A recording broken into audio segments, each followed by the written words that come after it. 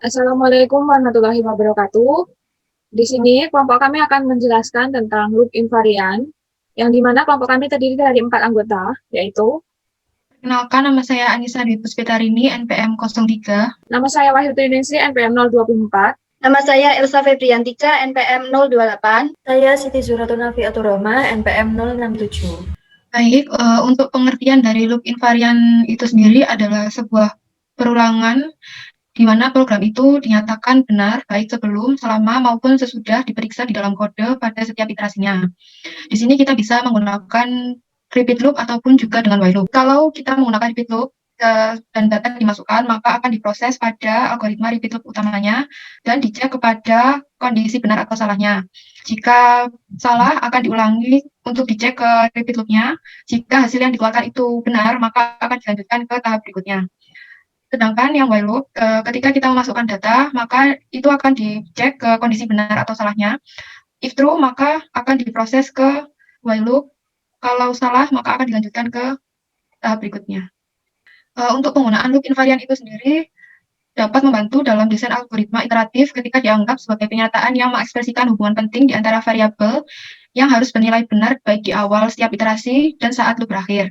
Selain itu juga untuk membuktikan kebenaran suatu algoritma, mendebug algoritma yang sudah ada, bahkan tanpa menelusuri kode atau mengembangkan algoritma secara langsung dari spesifikasi. Baik, di sini saya akan meneruskan penjelasan dari Anissa, di mana sebuah loop invariant itu harus memenuhi 3 properti, yaitu yang pertama ada inisialisasi, yang kedua ada pemeliharaan, yang ketiga ada termination. Nah, di sini ada contoh penentuan pernyataan tidak berubah, di mana ada variabel P dan I sama dengan 1, dan ada perulangan while dengan kondisi I tidak sama dengan N, maka do P sama dengan P kali A, dan I sama dengan I plus 1, di mana diyakini bahwa P itu adalah sama dengan A pangkat I. Di sini ada penjabarannya, misalkan I-nya mulai dari 1 atau I sama dengan 1. PI-nya sama dengan 1 dikali A sama dengan A. Jika I-nya sama dengan 2, maka PI-nya A dikali A sama dengan A kuadrat, begitu seterusnya. Sehingga didapat pernyataan yang tidak berubah, yaitu A pangkat I. Lalu untuk selanjutnya, untuk mengetes pernyataan tidak berubah pada PI sama dengan AI, di sini saya akan membacakan atau menjelaskan sedikit, yaitu untuk tes pertama, sebelum masuk pada badan pengulangan, menurut hasil inisialisasi program I sama dengan 1. Lalu untuk selanjutnya itu pada tes kedua, masuk pada badan pengulangan, yang dimana pada langkah ini dilakukan induksi matematika basis, I sama dengan 1 dengan asumsi N lebih besar dari 1, lalu PI sama dengan A1 sama dengan A. Langkah induksinya adalah, misal untuk I lebih dari sama dengan 1, maka pernyataan PI sama dengan A pangkat I adalah benar, berdasarkan hipotesis induksi yang akan diperlihatkan bahwa PI plus 1 sama dengan A pangkat I plus 1. Untuk PI plus 1 sama dengan A pangkat I dikali A sama dengan A pangkat I ditambah 1.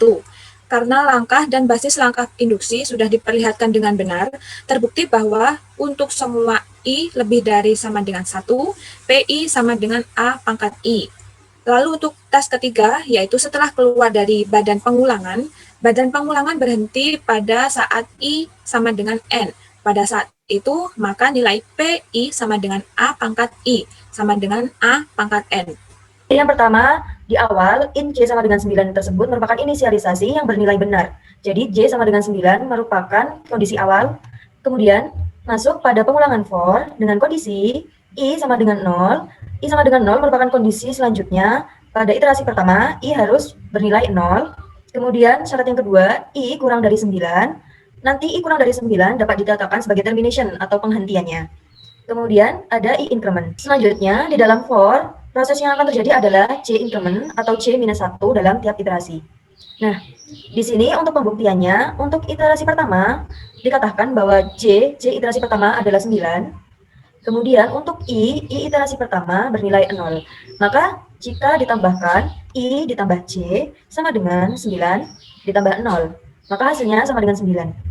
Begitu seterusnya untuk iterasi terakhir atau sampai memenuhi termination I kurang dari 10 atau I sama dengan 9.